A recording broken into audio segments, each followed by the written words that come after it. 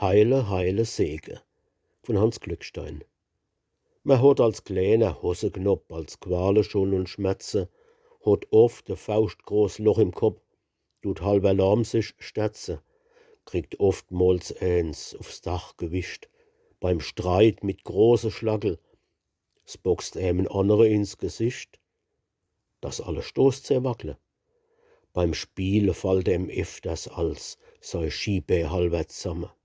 Und brillt mir dann aus vollem Hals, dann drescht gleich die Mamme. Heile, heile Säge, 3 Tag Regen, 3 Tag Schnee, s tut moje nimmi weh. Und wann dann die Mutterhand so liebevoll als tätschelt, is aller Schmerz gleich weggebannt, wann se ordentlich hätschelt.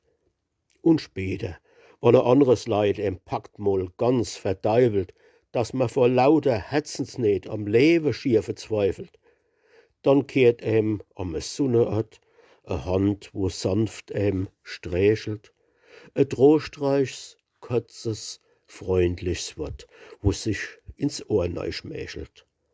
Heile, heile Säge, 3 Tag Regen, 3 Tag Schnee, s tut moje nimmi weh.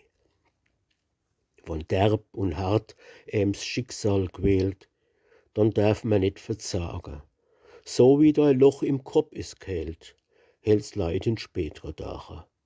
Es geht alles rum, ob's beißt, ob's juckt, ob Sunn is, ob Gewitter. Na dabei alles nur geschluckt, ob's Sies is oder bitter. Drum schreibt er stets aufs Titelblatt vom goldne Lebensbischel: Im Fall, dass d kriegst dein Lebenssatt, des liebe alte Sprüchel.